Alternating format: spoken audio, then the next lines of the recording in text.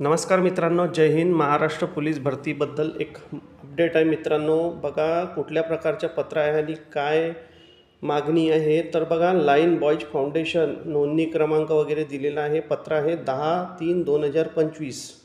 विषय बघा मित्रांनो काय दिलेला आहे. प्रति अप्पर पोलीस महासंचालक महानिरीक्षक कारागृह व सुधार सेवा महाराष्ट्र राज्य पुणे. तर मित्रांनो, महाराष्ट्र गृह विभागातील जे कारागृह विभाग आहे तुरुंग, यामध्ये विषय दिलेला आहे. बघा, महाराष्ट्र पोलीस दलात घेण्यात येणाऱ्या भरतीत कारागृह विभागात कार्यरत सेवानिवृत्त पोलीस पाल्यांच्या 5% आरक्षणात समावेश करण्याबाबत.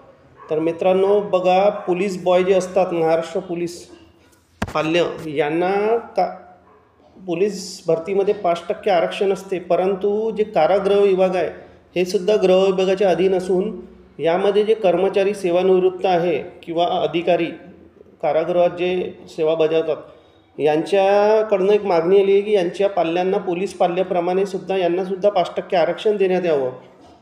तर याबद्दल हे लाईन बॉयज फाउंडेशन जी संस्था आहे यांनी मागणी केलेली आहे. विषय बघूया. महोदय, महाराष्ट्र पोलीस दलात पोलीस या पदाच्या भरतीवेळी पोलीस दलातील तसेच राज्य राखीव पोलीस दलात सेवानिवृत्त पोलीस पाल्यांना राखीव ठेवलेल्या जागांवर भरतीकरता शासन निर्णयाद्वारे निश्चित करण्यात आले आहे.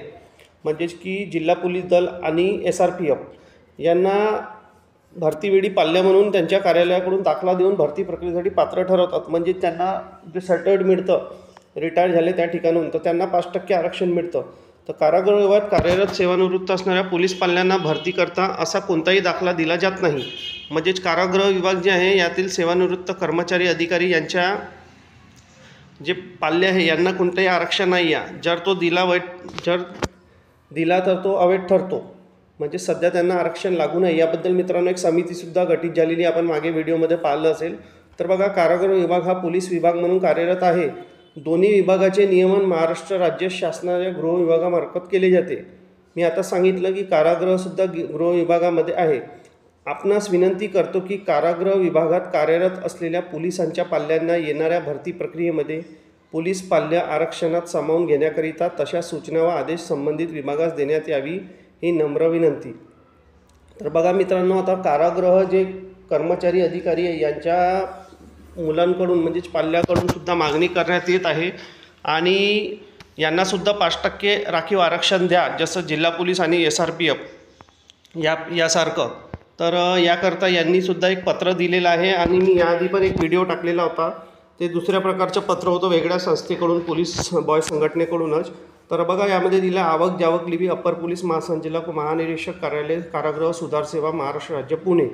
आपला स्वप्नील मुंडे उपसचिव.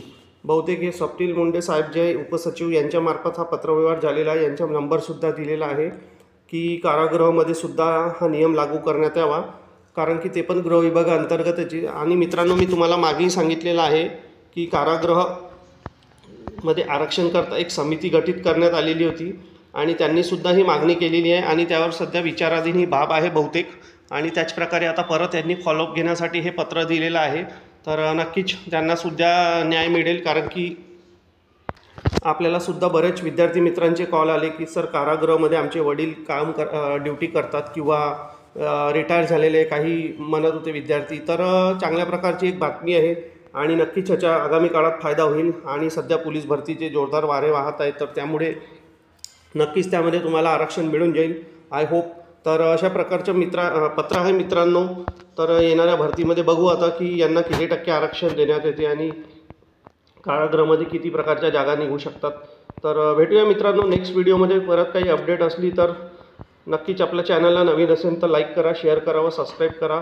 परत अशा प्रकारची कुठली अपडेट राहील तर आपल्यास नक्कीच देण्यात येईल. तर भेटूया मित्रांनो नेक्स्ट व्हिडिओमध्ये. धन्यवाद. जय हिंद.